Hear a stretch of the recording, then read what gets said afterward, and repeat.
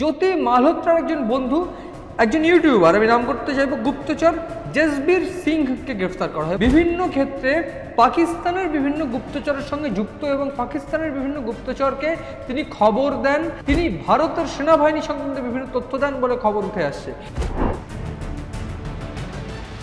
CN digital আপনাদের স্বাগত। নমস্কার, আমি মণি ভট্টাচার্য। কোনো রঙিন খবর নয়, সাদা কালো আসল খবর নিয়ে আপনাদের দরবারে, যে খবর আপনাদের ভাবাবে। ঠিক এই রকমই একটা খবর নিয়ে আজ আমি এই অনুষ্ঠানে। আমরা দেখেছি জ্যোতি মালহোত্রা একজন ইউটিউবার এবং তাকে পাক চর সন্দেহে গ্রেফতার করা হয়। এবং এই জ্যোতি মালহোত্রাকে গ্রেফতার করার পর পাক চর সন্দেহে বিভিন্ন ব্যক্তিকে গ্রেফতার করা হয় এবং এই জ্যোতি মালহোত্রাকে জিজ্ঞাসাবাদ করার পর জ্যোতি মালহোত্রার মোবাইল ফোন ট্রেস করার পর এবং এই যে গোটা ঘটনায় কলকাতার নাম সংযোজন হয়। শুধু কলকাতার নাম সংযোজন হয়নি, বিভিন্ন ক্ষেত্রে এনআইএ একেবারে কোমর বেঁধে নেমে পড়ে এবং এই পাকচর সন্দেহে কারা জড়িত, কীভাবে পাকিস্তানকে সাহায্য করা হচ্ছে এবং পাকিস্তানের কাছে পৌঁছে যাচ্ছে গোপন তথ্য, সেনাবাহিনী সংক্রান্ত গোপন তথ্য, অপারেশন সংক্রান্ত গোপন তথ্য। এই সংক্রান্ত বিষয়ে যখন এনআইএ তদন্ত শুরু হয়ে যায়, ঠিক তখনই একজন সিআরপিএফ জওয়ান গ্রেফতার হয় এবং এই সিআরপিএফ জওয়ান মতিরাম জাট, তাকে গ্রেফতার করে কলকাতার নাম সংযোজন হয় এবং কলকাতায় একটা বেসরকারি হোটেলের একটা নিরাপত্তারক্ষী, তাকে গ্রেফতার করা হয়। এবং এই ঘটনায় এইবার একটা নতুন সংযোজন, এবং যদি সংযোজন নয়, তার থেকে যে তথ্য, যে নিরাপত্তা ব্রিচ করার যে তথ্য ইতিমধ্যে পাওয়া গিয়েছে, সেটা রীতিমতো চিন্তার এবং উদ্বিগ্নের। আমি একটু উল্লেখ করে বলতে চাইব, এই চলতি সপ্তাহে এনআইএ বিভিন্ন জায়গায় কিন্তু তল্লাশি শুরু করে। আসাম, হরিয়ানা, উত্তরপ্রদেশ, পাঞ্জাব, পশ্চিমবঙ্গ সহ বিভিন্ন জায়গায়, বিশেষ করে কলকাতার 3টি জায়গায় কিন্তু তল্লাশি হয় এবং এই জায়গাগুলি তল্লাশি করে চলতি সপ্তাহেই বেশ কয়েকজনকে জিজ্ঞাসাবাদ করা হয়, আটক করা হয় এবং বেশ কয়েকজনকে কিন্তু গ্রেফতারও করা হয়। ঠিক তারপরে এবার জ্যোতি মালহোত্রার একজন বন্ধু, একজন ইউটিউবার, আমি নাম করতে চাইবো গুপ্তচর জসবীর সিংকে গ্রেফতার করা হয় এবং এই জসবীর সিং, তিনি কিন্তু বিভিন্ন ক্ষেত্রে পাকিস্তানের বিভিন্ন গুপ্তচরের সঙ্গে যুক্ত এবং পাকিস্তানের বিভিন্ন গুপ্তচরকে তিনি খবর দেন, তিনি ভারতের সেনাবাহিনী সংক্রান্ত বিভিন্ন তথ্য দেন বলে খবর উঠে আসছে। এবং আমরা দেখেছি এই মতিরাম জাট একজন এএসআই, তিনি সিআরপিএফের একজন এএসআই হয়ে কীভাবে কী তথ্য একজন পাকিস্তানের বিভিন্ন ক্ষেত্রে, পাকিস্তানের বিভিন্ন সাংবাদিক, পাকিস্তানের বিভিন্ন গুপ্তচরকে তিনি তথ্য পাচার করেছেন। এবং এই পাকিস্তানকে তথ্য পাচার করা নয় শুধু, জ্যোতি মালহোত্রা বা এই যারা ইউটিউবাররা রয়েছে তাদের মধ্যে একটা ব্রিজ তৈরি তিনি করেছেন। এবং শুধু ব্রিজ নয়, একটা কমিউনিকেশন ম্যানেজার, অর্থাৎ তিনি কমিউনিকেশন তৈরি করার কাজ করেছেন এই জ্যোতি মালহোত্রাদের সঙ্গে একটা পাকিস্তানের গুপ্তচরদের। এই বিষয়টা যত সামনে আসছে, তত এই জ্যোতি মালহোত্রাদের গ্রেফতার করা হচ্ছে এবং জ্যোতি মালহোত্রার মতো বেশ কয়েকজন ইউটিউবারদের গ্রেফতার করার পর কিন্তু কারা কীভাবে পাকিস্তানকে তথ্য সাহায্য করছে, এটা কিন্তু পরিষ্কার হচ্ছে আস্তে আস্তে। এবং এই জ্যোতি মালহোত্রার কল লিস্ট, জ্যোতি মালহোত্রার থেকে তথ্য পেয়ে, জ্যোতি মালহোত্রার মোবাইল ফোন থেকে তথ্য পেয়ে এই জসবীরকে কিন্তু গ্রেফতার করা হয়। এবং জসবীর একজন পাকিস্তানি ইউটিউবার। এই জসবীর, তিনি কিন্তু, আমি যে নামটা আগেও আমরা বলেছি, যাকে এই পেহেলগাঁওর হামলার পর সন্দেহভাজন হিসাবে পাকিস্তানের যে এমবাসির তিনি কর্মী, পাকিস্তান দূতাবাসের যে কর্মী তিনি ভারতে ছিলেন, দানিশ এহসানুর হক, তাকে কিন্তু বহিষ্কার করা হয়, অর্থাৎ নিষিদ্ধ ঘোষণা করা হয়। ঠিক এই নিষিদ্ধ ঘোষণার পিছনে কারণ যে তথ্য ইতিমধ্যে আমাদের কাছে এসে পৌঁছচ্ছে, যে এই দানিশ, তিনি কিন্তু পাকিস্তানের দূতাবাসের কর্মী হিসাবে ভারতে থেকে তিনি বিভিন্ন তথ্য পাচার করছিলেন আইএসআই এবং জঙ্গিদের কাছে। এবং এই তথ্য যে জঙ্গিরা আইএসআই তাদের মাধ্যম থেকে গ্রহণ করছে, সেই তথ্যগুলো নিয়ে তারা কিন্তু জঙ্গিমূলক যে কাজকর্ম সেগুলো চালাতে তারা ব্যবহার করছে। এবং এই তথ্যগুলোই কিন্তু দিচ্ছে এই জ্যোতি মালহোত্রা, জসবীর সিং এরাই।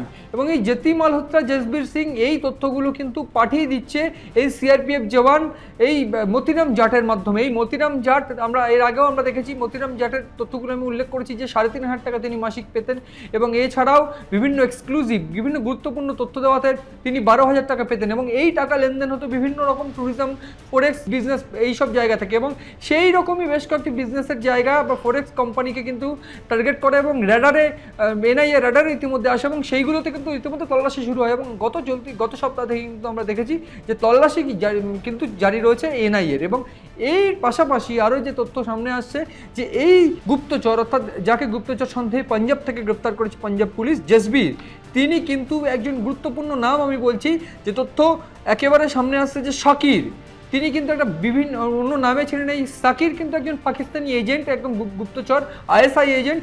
তার এই ভারতবর্ষের যে নাম ছিল জট রন্ধবর, এই জট রন্ধবর তিনি কিন্তু আসল নাম, তার পরিবর্তিত নাম এই জট রন্ধবর, এবং তার আসল নাম সাকির। এই সাকিরের মাধ্যমে সেই তথ্য কিন্তু পৌঁছে যেত, এবং এই সাকিরের মাধ্যমে এই তথ্য পৌঁছে দিত এই জসবীর। এবং এই জসবীর তিনি যে কাজটা মূলত করতেন, পাকিস্তানে পৌঁছে দেওয়া হতো সেনাবাহিনীর বিভিন্ন গুরুত্বপূর্ণ তথ্য, সেনাবাহিনী কে কোন সময় কোন জায়গায় পোস্টিং, কার ব্যাটালিয়নে কোন স্ট্রেংথ উইক, এবং কাদের কত যে শক্তি রয়েছে, কাদের কত বুলেট রয়েছে, কিংবা এই অস্ত্র ভাণ্ডার কার কতটুকু রয়েছে, এই তথ্যগুলো কিন্তু তিনি গোপনে বিভিন্ন ক্ষেত্রে বিভিন্ন সিআরপিএফ বা বিভিন্ন সেনাদের তরফ থেকে সেই তথ্য নিয়ে তিনি পৌঁছে দিতেন। এবং তার একটা চ্যানেল রয়েছে, আমি বলতে চাইবো তার ইউটিউব চ্যানেলের নাম জনমহল। এই জনমহল চ্যানেলও কিন্তু সেনাদের নিয়ে বেশ কয়েকটি তিনি ভিডিও করেন, এবং যে তথ্য তিনি একেবারে সামনে আসছে পাঞ্জাব পুলিশের তরফ থেকে, 3বার 2020 সাল, 21 সাল এবং 2024 সাল তিনি কিন্তু পাকিস্তানে গিয়েছিলেন। এবং শুধু পাকিস্তানে নয়, এই দানিশের আমন্ত্রণে কিন্তু এই পাকিস্তানের দূতাবাসের একটা অনুষ্ঠান যেখানে জ্যোতি মালহোত্রাও গিয়েছিল, এইখানে কিন্তু এই গুপ্তচর জসবীর সিংও কিন্তু গিয়েছিল। এবং এই গুপ্তচর জসবীর সিং তিনি কিন্তু ওই দানিশের সঙ্গে সম্পর্ক স্থাপন করে সেই অনুষ্ঠানে গিয়ে পাকিস্তানের বিভিন্ন এম্বাসির কর্মী, পাকিস্তানের দূতাবাসের কর্মী সহ বিভিন্ন আইএসআই এবং বিভিন্ন ক্ষেত্রে বিভিন্ন সেনাদের সঙ্গে কথাবার্তা বলেন এবং যোগাযোগ পাকা করেন। এবং তারপর তিনি পৌঁছে যান পাকিস্তানে, এবং পাকিস্তানে 2020, 21 এবং 2024 সালেও কিন্তু তিনি গিয়েছিলেন। এবং যে তথ্য সামনে আসছে যে এই পেহেলগাঁও হামলার কিছুদিন আগে তিনি কিন্তু সেই পেহেলগাঁও সংক্রান্ত তথ্য দিয়েছিলেন এই আইএসআই এজেন্টদের। ফলে একটা বিষয় কিন্তু স্পষ্ট হয়ে গিয়েছে যে কিভাবে ধাপে ধাপে ধাপে ধাপে এই একটা ব্রিজ, একটা চেইন সিস্টেম করে বিভিন্ন তথ্য সামান্য কিছু পয়সার বিনিময়ে, সামান্য কিছু লোভের বিনিময়ে পৌঁছে যেত পাকিস্তানে। এবং যে গদ্দাররা এই কাজগুলো করেছে তাদেরকে ইতিমধ্যে কিন্তু হেফাজতে নেওয়া হয়েছে, এবং তাদের থেকে বিভিন্ন তথ্য যে এর মূল মাথা কারা, কিংবা কী কী তথ্য, কী কী লোভের বিনিময়ে, কী কী প্রলোভন দেখিয়ে পাকিস্তানি এজেন্টরা এই তথ্যগুলো তাদের থেকে হাতিয়ে নিত, এই বিষয়টা কিন্তু নজরে রয়েছে। পাশাপাশি আমি যে বিষয়টা বলতে চাইবো, ইতিমধ্যে 12 জন পাঞ্জাব, হরিয়ানা, উত্তরপ্রদেশ থেকে কিন্তু গ্রেফতার করা হয়েছে লাস্ট 3 সপ্তাহে।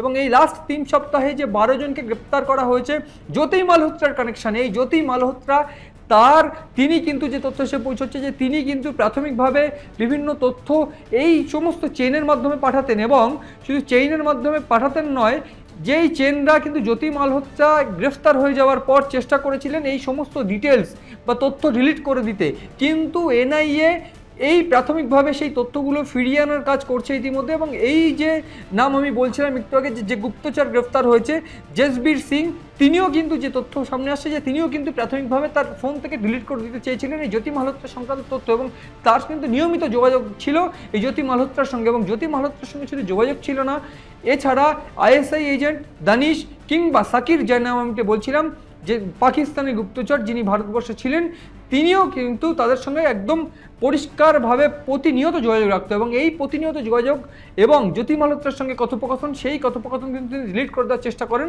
যদিও সেই তথ্যগুলো ফিরিয়ে আনার বা সেই কথোপকথনগুলো, সেই চ্যাটগুলো ফিরিয়ে আনার চেষ্টা করছে এনআইএ। ফলে গোটা পরিস্থিতিতে একজন গদ্দার, অর্থাৎ ভারতের যে গদ্দার, যে তথ্য বারবার করে যে কনফিডেন্সিয়াল তথ্য, খুব গুরুত্বপূর্ণ তথ্য ভারতের ন্যাশনাল সিকিউরিটির জন্য, অর্থাৎ যে ভারতের যে নিরাপত্তা সংক্রান্ত যে তথ্য যেগুলো পাচার হয়ে যাচ্ছিল, সেই গদ্দারদের কিন্তু ইতিমধ্যে একে একে ঘাট ধরে ধরে গ্রেফতার করা হচ্ছে। ফলে গোটা ঘটনায় কিন্তু খুব সজাগ কেন্দ্রীয় গোয়েন্দা সংস্থা, এবং সেই সঙ্গে সঙ্গে বিভিন্ন ক্ষেত্রে রাজ্য পুলিশরাও কিন্তু সজাগ রয়েছে।